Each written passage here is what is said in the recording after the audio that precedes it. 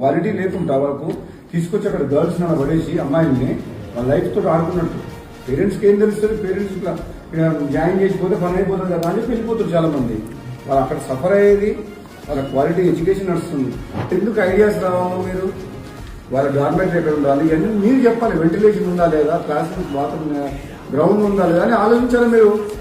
అక్కడ ఇవాళ నైట్ మొత్తం కూర్చొని నేను రాస్తాను ఇంటర్వ్యూలకు. నేను ఆలోచించినట్టు మీరు ఆలోచించాలి. Sufficient bathroom latrines sufficient, and next kitchen, next dining, drainage system, compound wall, fans, మెష్లు, ఫర్నిచర్.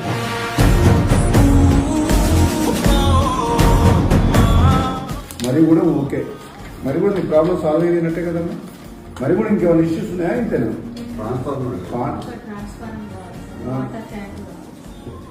నువ్వు చూసుకుంటావా? గవర్నమెంట్ బిల్డింగ్ సపరేట్ ఉంటుంది, చదువుకునే ప్లేస్ అట్లయితే వాళ్ళు సిస్టమేటిక్ ఉంటారు. అక్కడనే చదువుకుంటూ అక్కడనే పడుకుంటూ అదంతా కరెక్ట్ కాదు.